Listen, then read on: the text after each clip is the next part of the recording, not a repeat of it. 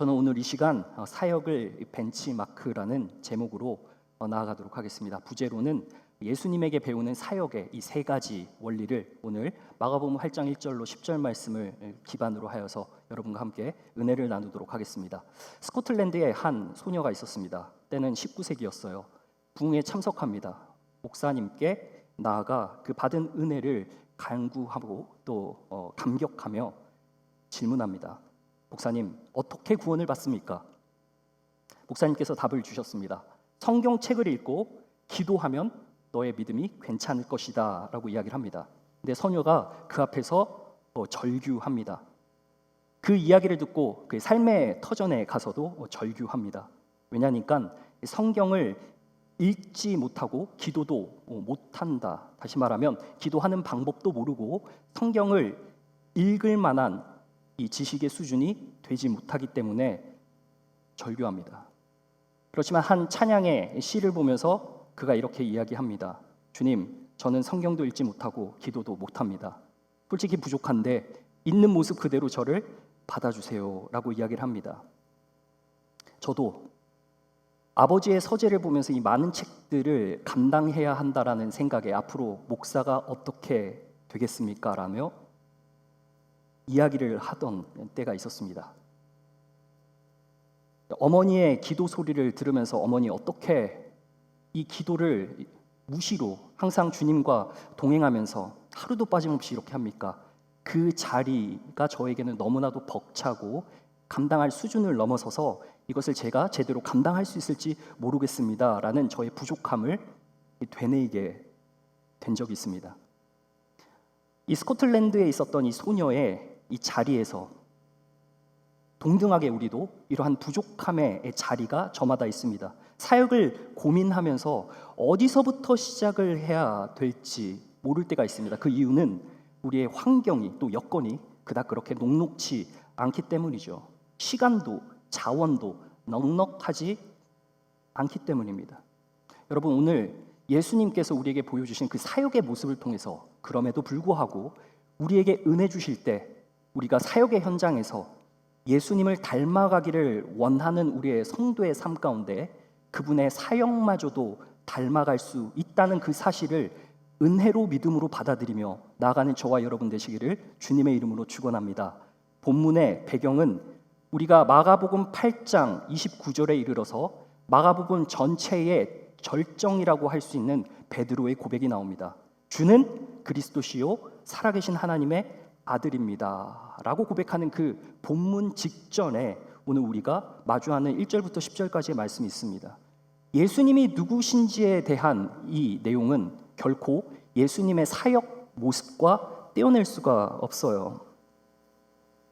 예수님께서 사역을 하심으로 말미암아 그분이 누구신지에 대해서 베드로의 입술을 주장하셔서 고백하게 하시잖아요. 여기에 모인 모든 우리 성도님들, 주는 그리스도시요 살아계신 하나님의 아들이십니다라는 것을 아멘으로 화답하십니까?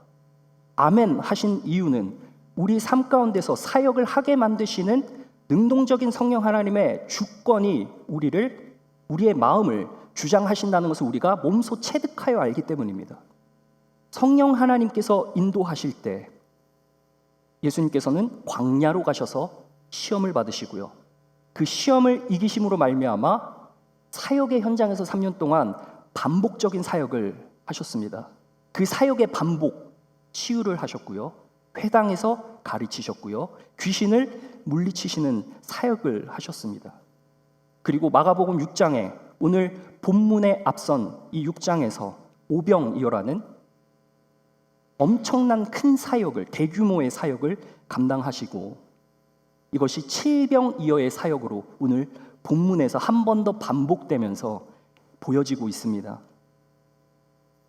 우리가 오늘 본문을 읽어서 알겠지만 지금 예수님께서는 제자와 함께 약 4,000명이 되는 군중들을 앞에 두고 계십니다. 3일이 지났습니다. 다 굶고 있습니다.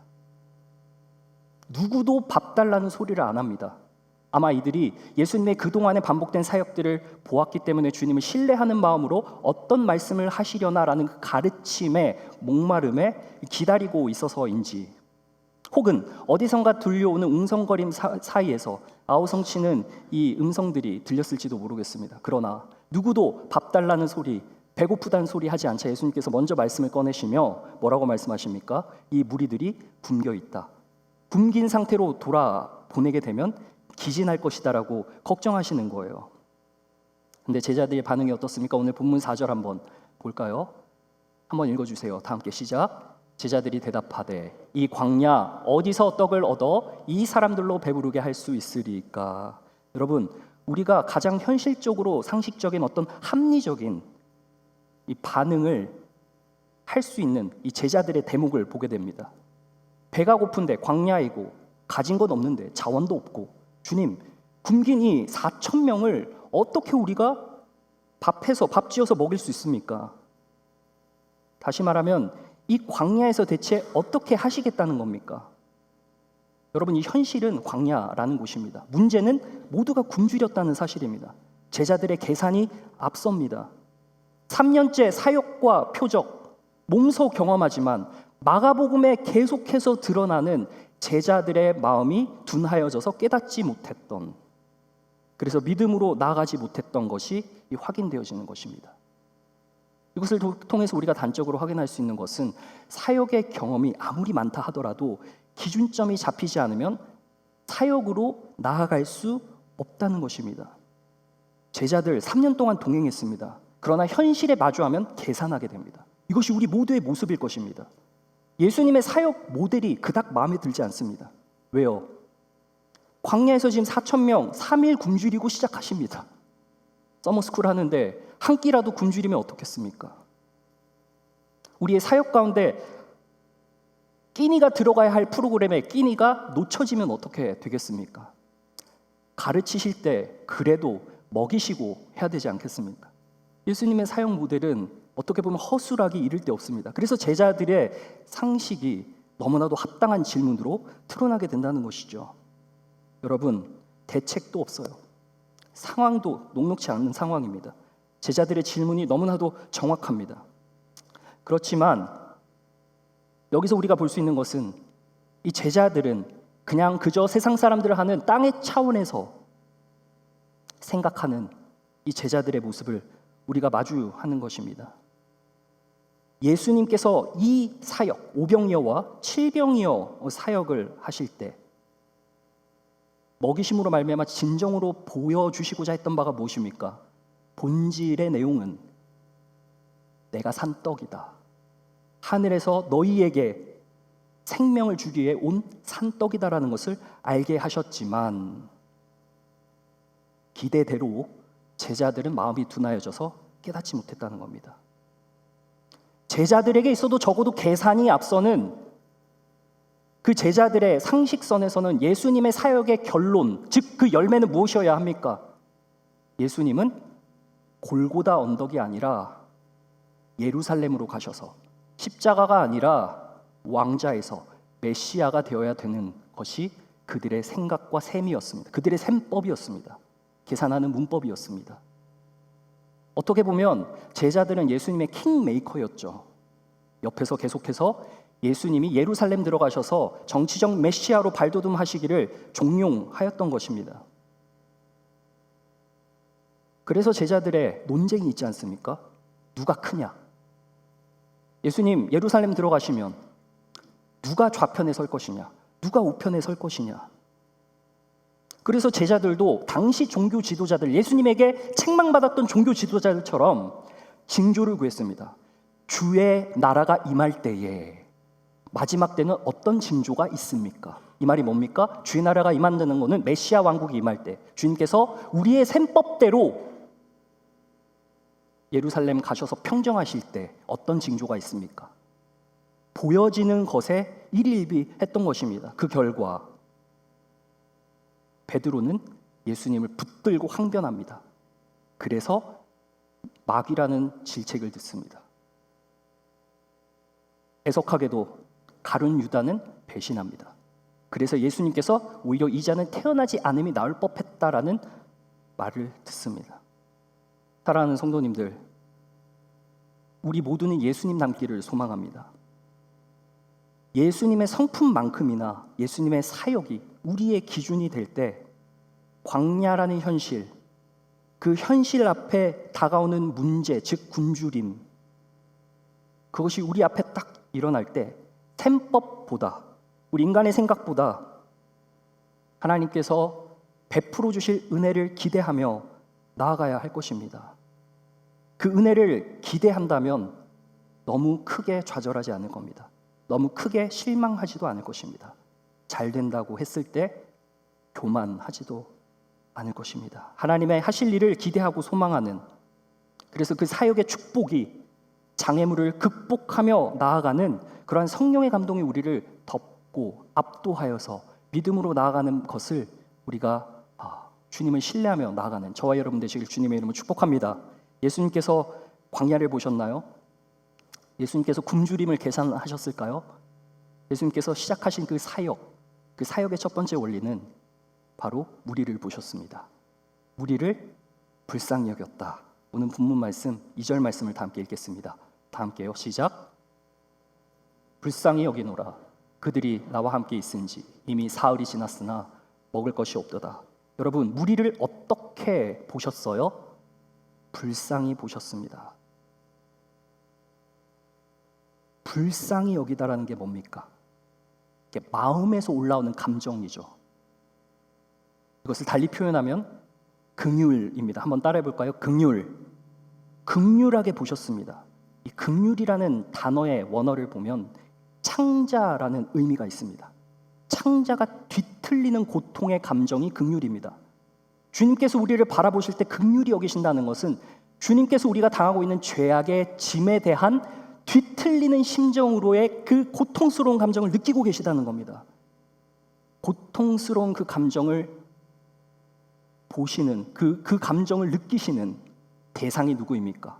광야에 있는 자들입니다. 굶주림 앞에 놓인 자들입니다. 현실의 문제 앞에 놓인 자들입니다. 하늘에서 땅으로 광야로 오신 생명, 그 예수님께서 땅의 것을 바라보며 육신의 일을 도모하며 땅의 차원으로만 머물려 하는 세상 사람들, 무리들, 특별히 제자들에게 하늘의 일을 알리고 싶으신 그 고통스러운 감정, 창자가 뒤틀리는 그 고통이 수반됩니다. 여러분, 예수님께서 사역하실 때 조롱 없었습니까?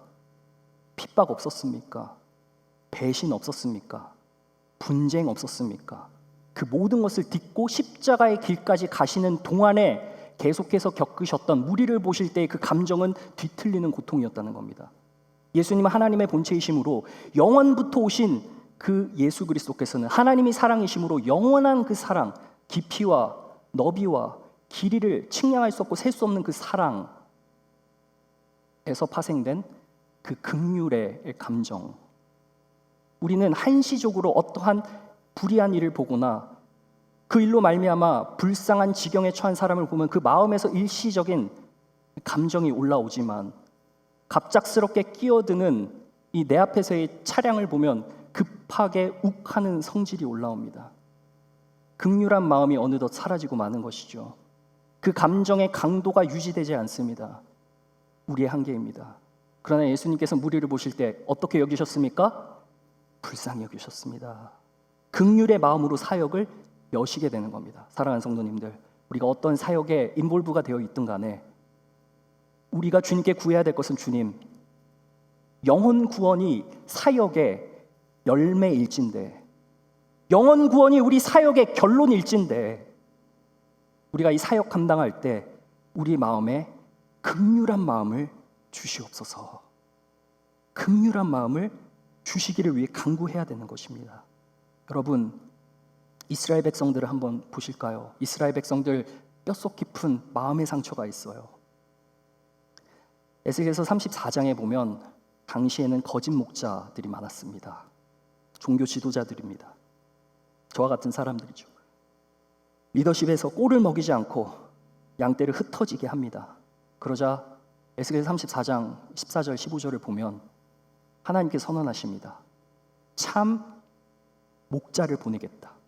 내가 좋은 꼴을 먹이고 높은 곳에 누이고 그들의 참 목자를 보내겠다라고 약속하십니다. 신약 시대에 종교 지도자들이 그 종교 시스템 안에서 사람의 법과 전통으로 백성들에게 무거운 짐을 짊어지게 했습니다. 흩어지게 했습니다. 그래서 예수님께서 오셔서 뭐라 말씀하십니까? 마태복음 12장 28절에 우리가 잘 아는 말씀입니다. 수고하고 무거운 짐진 자들아 다 내게로 오라. 내가 너희를 쉬게 하리라 이야기를 하십니다. 그 말씀의 성취가 예수 그리스도를 통하여서 불쌍히 여기시는 그 뒤틀리는 고통의 감정으로 갈 바를 알지 못하는 양떼들을 향하여서 보셨던 주님의 마음입니다. 우리가 마가복음 6장 34절로 가시면 주님께서 이렇게 말씀하시는데요. 자, 한번 읽어보겠습니다. 시작. 예수께서 나오사 큰 무리를 보시고 그 목자 없는 양 같음으로 인하여 불쌍히 여기사 이에 여러 가지로 가르치시니라. 하나님의 나라의 하늘의 차원의 하늘의 것에 영적인 것을 그것이 본질이니 그것을 바라보도록 하기 위해서 불쌍히 여기는 그 뒤틀리는 감정을 가지고 하신 일이 가르치신 일입니다. 제대로 가르치셨죠. 예수님께서 요한복음 10장 11절에 어떻게 말씀하십니까? 나는 선한 목자라. 선한 목자는 양들을 위하여 목숨을 버리거니와. 사랑하는 성도님들, 그 긍휼의 마음이 십자가로 이어집니다. 십자가에까지 가도록 붙드는 이 긍휼함이 주님에게 있었습니다. 바라기는 여러분들 순장님 위해서, 순모님 위해서, 우리 부서장들 위해서, 우리 시무장님들 위해서, 우리 교육자와 교회 그리고 담임 목사님 위해서 기도할 때 양을 위하여서 긍휼의 마음으로 헌신하며 더욱더 낮아질 수 있는 우리가 될 수 있도록 도와달라고 기도해 주시기를 부탁드립니다. 양들을 위하여 목숨을 버리는 것은 결코 쉬운 일이 아닙니다. 세상의 셈법으로 말할 것 같으면 광야와 그 녹록치 않은 현실의 문제 앞에서 어떻게 하겠습니까? 주님께서는 그 십자가의 길, 세상 면류관 아닌 가시 면류관 쓰시기까지 그 길을 긍휼의 마음으로 끝까지 가지고 가셨다는 겁니다. 우리가 매번 뒤틀리는 그러한 아픈 감정으로 살아갈 수는 없을 것입니다. 그러나 우리가 사역을 하고 누군가를 바라볼 때 먼저 그 대상을 바라보고 내 안에서 일어난 성령 하나님의 감동으로 말미암아 기도하고 주님 불쌍히 여기셔서 그 불쌍히 여기는 마음이 들면 무엇이든지 할 수 있더라고요. 사랑이 올라오면, 긍휼이 올라오면 모든 인간적인 셈법을 극복하는 하나님의 차원에서 일을 할 수 있게 되더라고요. 이 모든 것을 우리가 누리지 않았습니까? 사랑하는 성도님들, 사역의 시작은 바로 이 긍휼의 마음입니다. 어떤 사역을 하시던 간에 긍휼의 마음으로 나아가시며 긍휼을 주님께 구하시기를 예수님의 이름으로 축원합니다. 1855년 보스턴 주일학교 교사 에드워드 킴벌이라는 분이 계셨습니다. 그에 반해 17살 되는 청소년이 있었는데 그 청소년은 당시 구두가게 점원이었습니다. 성경 제대로 못 읽고 문법 틀리고 신앙에도 관심이 없는 이 청소년을 위해 시간을 쓰며 그 구두가게까지 신방하며 나아가는 것이 과연 합리적인가라는 생각을 했대요. 오래 망설였고 계산을 한 것이죠. 그러나 이 킴볼을 그 청소년이 있는 구두 창고까지 이끈 것은 어떤 세상의 이 효율, 능률, 효과, 성과 이런 게 아니었습니다. 애끓는 마음에서 나오는 하나님이 주신 긍휼의 마음이었대요. 그래서 긴장하며 가게로 들어갑니다. 복음을 전해야 되니까. 신앙에 관심이 없는데요. 들어갔어요. 어깨에 손을 얹습니다. 그리고 짤막하게 복음을 전합니다. 감사하게도 그 청소년에게 그 애끓는 마음이 전달된 모양입니다. 그래서 복음을 영접했습니다. 그 청소년이 바로 D.L. 무디였습니다. D.L. 무디를 통해 100만 명 이상에게 이 복음이 다시 한번 재전달되는 이야기가 나옵니다. 여러분, 긍휼이 없다면 우리는 계산상의 손해를 먼저 생각하고 투자 대비 수익을 걱정할 것입니다.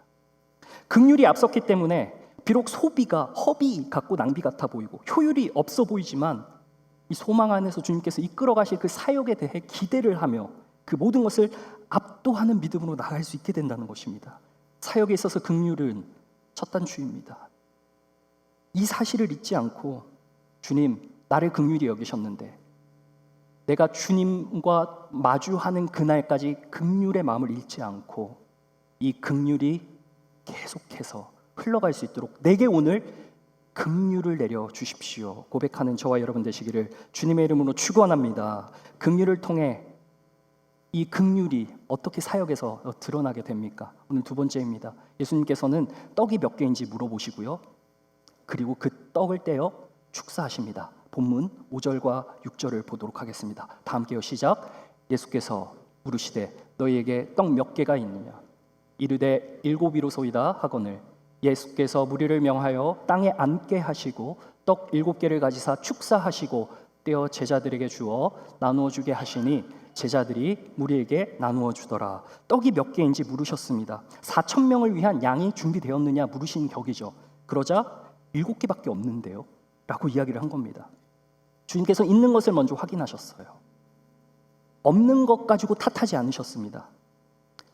이제 대충 상황 파악이 됐습니다. 주변에 있는 무리들이 이 떡을 가지고 어떻게 4,000명이 되는 양을 충족시킬 수 있느냐. 근데 주님께서 이 자리에 앉게 하시더라고요. 이제 공급하실 것을 확신함으로 자리를 배치시키셨다는 겁니다. 그리고 앉게 하여서 먹을 준비를 시키셨습니다. 여러분, 그 자리는 이 부족과 결핍이 드러난 자리예요. 7개밖에 없는 떡, 2마리밖에 없는 물고기, 이미 이 결핍이 부족함이 드러난 자리인 겁니다. 그러나 예수님께서는 있는 그것을 그대로 받으셨어요. 비록 손에 들린 것이 부족함과 결핍이라도 그것을 사용하신다는 겁니다. 그것으로 어떻게 하십니까? 떼어 던집니까? 뭐 하셨어요? 축사하셨다. 유카리스테세스, 유, 좋은 것, 카리스, 은혜. 축사하셨다는 것은 좋은 은혜를 전달하는 겁니다. 받았던 은혜를 전달하는 것, 이것을 의역하면 바로 감사기도 하셨다는 것이죠. 주님께서는 하시는 일에 먼저 감사하셨다는 겁니다. 주어진 것이 부족하다 할지라도, 손에 들린 것이 누군가에게는 결핍으로 익힐 수 있지만 주님께서는 그 사역을 시작하시기 전에 무리들을 향한 그 갈망, 예수님이 누구신지를 알기 원하고 긍휼이 닿기를 원하신 그 예수님께서는 이제 하늘 아버지께 주어진 것으로 감사하셨다는 겁니다. 사랑하는 성도님들, 결핍 중에 감사할 때 사역이 진행될 줄 믿습니다. 긍휼로 사역이 시작되고 그 사역의 진행은 어떻게 됩니까? 결핍 중에도, 부족함 가운데도 감사할 때 진행이 됩니다. 그 감사의 입술을 통하여서 하나님께서 일으키실 놀라운 일을 경험할 수 있다는 겁니다. 여러분, 출애굽기 16장 2절에서 3절 보겠습니다. 이스라엘 백성들이 어땠을까요? 광야에서요. 모세와 아론을 뭐 했습니까? 원망했습니다. 3절 가볼게요. 3절에 한번 읽어보겠습니다. 시작. 이스라엘 자손이 그들에게 이르되 우리가 애굽 땅에서 고기 가마 곁에 앉아있던 때와 떡을 배불리 먹던 때에 여호와의 손에 죽었더라면 좋았을 것을 너희가 이 광야로 우리를 인도해내어 이 온 회중이 줄여 죽게 하는도다. 과거 애굽이 하나님이 인도하신 광야보다 더 낫다라는 세상의 셈법을 생각하며 따라서 불만과 불평이 올라와서 결국 불뱀을 맞게 되는 그런 사태까지 가게 됩니다. 그럼에도 불구하고 하나님은 원망하는 이스라엘 백성들에게 그 공급을 멈추지 않으셨습니다. 예수님은 광야 세대와 다르죠. 교회는 광야 세대와 다릅니다. 광야 3일간 굶주림과 결핍 속에도 주님은 감사하셨습니다. 결핍 중에 공급되고 적음이 많음이 되고 그 사역을 위하여서 주님께서는 이 일을 흘려보내시게 되는 겁니다. 우리 본문 6절 하반절을 보도록 하겠습니다. 노란색부터 한번 읽어보겠습니다. 시작. 제자들에게 주어 나누어 주게 하시니 제자들이 무리에게 나누어 주더라. 구약 백성은 원망했지만 공급받았습니다. 그러나 수혜자로만 남았습니다. 광야 세대는 광야에서 다 죽었습니다. 가나안 땅 밟지 못했습니다. 그러나 예수님은 공급하신 것을 부족함에도 불구하고 그것을 감사하면서 떼어 흘려보내셨습니다. 여러분, 결핍 중에 감사하면 그 감사의 마음이 주님께서 받으시고 그 사역에 동참케 하실 때 그 사역이 반드시 어디론가 흘러가게 하신다는 겁니다. 이것이 사역의 원리입니다. 우리를 불쌍하게 여기시는 그 긍휼의 마음을 가질 때 모든 인간의 셈법을 뛰어넘는 하나님의 은혜가 다가오고 그 은혜를 흘려보낼 수 있도록 부족함 가운데서도 감사 기도할 수 있게 된다는 사실입니다. 사랑하는 성도님들, 우리의 기도의 입술이 회복되길 소망합니다. 결핍 중에 감사할 때 사역에 동참하게 하시는 주님이시라는 겁니다. 여러분, 아까 킴볼 말씀드렸습니다. 에드워드 킴볼이 구두 창고를 다시 나왔어요. D.L. 무디가 19세기 가장 위대한 복음 전도자가 되었죠. 그 사역이 흘러가게 되는 겁니다. 근데 여기서 끝나지 않아요. 그 무디를 통해서 그의 사역에 영향을 받았던 한 사람이 서게 됩니다. 그 사람이 바로 찰스 스펄전 영국의 목사님입니다. 스펄전을 통해 회심한 분이 계십니다. 윌버 체프먼. 체프먼의 사역에서 훈련받은 분이 계십니다. 빌리 썬데이. 빌리 썬데이 집회에서 복음을 들은 모데카이 햄이라는 분이 있습니다. 햄의 집회에서 결신한 청년이 빌리 그레엄 목사입니다. 킴볼의 긍휼이 여기는 그 사역에서 시작이 이렇게까지 이어질 줄 누가 알았겠습니까? 여러분의 긍휼이 여기는 그 마음을 통하여서 부족한 가운데서도 자원이 없고 녹록치 않은 그 상황에 주님께 감사하며 나아갈 때 주님께서 공국만 넓히시고 그 사역하신 그 사역의 열매가 어디로까지 다다르는지 누가 알겠습니까? 7개의 떡 들고 예수님은 먼저 감사하셨습니다. 작은 것이었습니다. 그러나 그것을 내어주셨습니다. 킴볼, 하나님의 공급하신 수혜자로만 멈추지 않았습니다. 은혜의 통로가 되었습니다. 그래서 한 세기에 수백만 명의 복음을 듣는 회심자들이 일어나게 됐다는 겁니다. 여러분, 오늘 우리의 사역은 어떻습니까? 우리의 사역의 현장은 어떻습니까? 충분한 어떤 조건이 갖춰진 후에 무언가를 내어놓으려고 하시지 마시고 주어진 것을 가지고 감사하며 나아가시길 바랍니다. 주님께서 어떻게 인도하시고 여시는지 우리 모두 다 그 역사를 보며 한 입술로 주님의 영광을 드러내는 저와 여러분 되시길 간절히 소망합니다. 시작되고 진행된 사역은 반드시 무언가를 남기죠. 그것이 오늘 예수님께서 우리에게 알려주신 그 사역의 원리 마지막으로 갑니다. 그것이 바로 7강주리를 거둔 것입니다. 우리 마지막 본문 8절을 읽어보겠습니다. 다 함께요. 시작. 배불리 먹고 남은 조각 7강주리를 거두었으며. 할렐루야. 여러분의 삶에 7강주리가 있기를 소망합니다. 여러분의 사역에, 삶에, 터전에 어느 곳이든 7강주리를 남기는 은혜가 있어야 됩니다. 여기서 남은 것 leftover이죠. 페리슈마타라는 이 명사의 어원, 동사. 이 동사는 풍성하게 남다, 풍성히 있다라는 의미를 가진 것입니다. 그래서 다시 말하면 이 남은 것은 지금 풍성한 상태로 남아있는 것을 의미하고 있는 것입니다. 7개로 시작되었습니다. 그러나 7광주리가 되었습니다. 단위가 변하는 삶에서 열매, 역사가 일어난 것이죠. 하나님의 공급 원리입니다. 크게 하십니다. 맺히게 하십니다. 여기서 이 광주리는 6장에서의 광주리와 다른 단어입니다. 여러분, 오병이어 사건 여러분 아시지만 오병이어의 대상은 유대인들이었습니다. 그러나 오늘 이 본문에서의 7병이어의 사건의 대상은 이방인입니다. 이방인의 바구니라고 쓰이는 이 단어는 다른 단어인데요. 더 큰 용량의 바구니라는 것입니다. 유대인에게서 어디로 흘러가요? 이방인에게로 흘러가는 것입니다. 경계를 넘어 열방으로 흐르는 하나님의 풍성한 은혜를 지금 보여주고 있는 것입니다. 풍성하게 남기시면서 그 사역을 마치시는 주님. 여러분, 우리는 풍성한 은혜를 기대해야 합니다. 우리의 사역을 통해서 구원받을 백성의 열매가 또다시 어디로 흘러갈지는 우리는 알 수 없지만 우리가 오늘 말씀을 통해서 그 사역의 일꾼으로 동참했다는 자부심을 가지고 나아가는 저와 여러분 되시길 바랍니다. 긍휼로 시작해서 결핍 중에 감사가 지속되고요. 그것이 풍성함을 남기는 것. 여러분, 에베소서 1장 7절에서 이렇게 고백하지 않습니까? 사도 바울이요. 한번 읽어보겠습니다. 시작. 우리는 그리스도 안에서 그의 은혜의 풍성함을 따라 그의 피로 말미암아 속량. 주님의 사역의 절정은 십자가였습니다. 십자가의 사역에 이르기까지 긍휼과 감사가 끊이지 않았고요. 그것을 동행한 3년간 제자들은 보고 예수님을 고백하고 성령 받아 불 받고 순교의 자리에까지 그 열매를 흩뿌리는 자들이 되었습니다.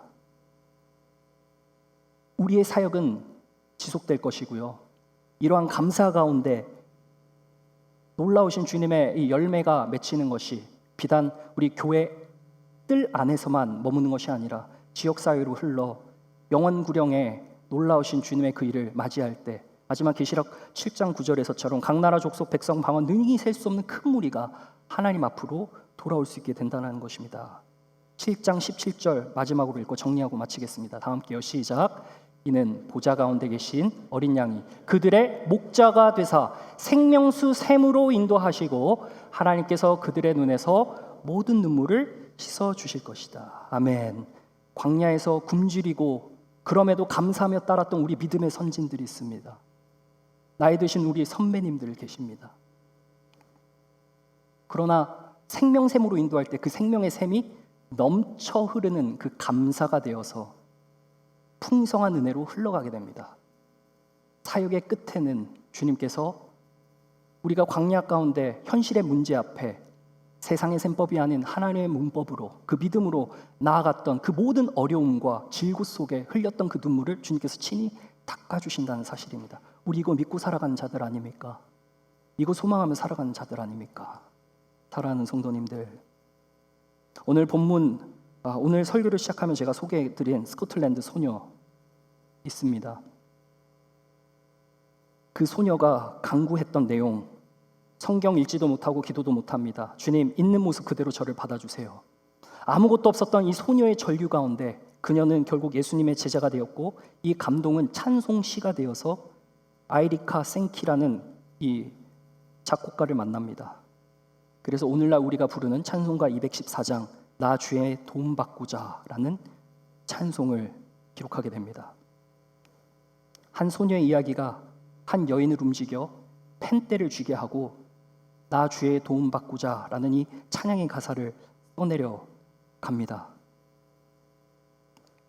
그 찬양으로 수많은 영혼에게 전달됨으로 말미암아 많은 사람들이 하나님께서는 나를 있는 그대로 받아주시는 긍휼의 하나님이라는 사실을 알고 결핍함 중에도 나를 사용하셔서 있는 그대로 사용하셔서 이 은혜를 흘려보낼 수 있도록 하는 사람으로 사용해 주실 뿐만 아니라 이제는 주님께서 거두시게 하는 내 삶의 7강줄이가 있다는 것을 보게 하시는 이 찬양의 가사가 있었습니다.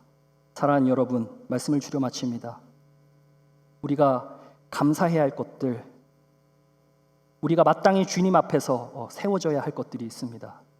바라기는 주님, 내가 긍휼의 마음으로 이 사역을 감당하게 하시고 이를 위해 나에게 다시 한 번 더 긍휼을 베풀어 주십시오. 그리고 감사하게 하십시오. 부족한 중에도 감사를 잃지 않게 하여 주십시오. 그 감사로 사역이 진행되는 것을 보게 하여 주십시오. 그리고 7강줄이 삶의 열매가 풍성하게 맺히는 그러한 삶을 내가 날마다 보게 해주십시오 라고 고백하는 우리 퀸즈하니 교회 모든 성도님들 되시기를 주님의 이름으로 축원합니다. 기도하겠습니다. 하나님 감사합니다. 오늘 우리에게 주신 주님의 말씀 감사합니다. 주님을 의지하고 의뢰하며 신뢰함으로 우리가 이 일들, 우리에게 주어진 맡겨진 모든 사역들, 사명들 잘 감당할 수 있도록 주님 도와주시옵소서. 바라기는 우리에게 은혜를 내려주시옵소서. 우리를 긍휼히 여겨주시옵소서. 부족한 가운데서도 결핍 중에 감사를 잃지 않게 하시고 이것이 결국은 주님께서 맞이하게 하실 7강줄이로 나아갈 수 있도록 주님 도와주십시오. 감사합니다. 주 예수 그리스도의 이름으로 기도합니다. 아멘.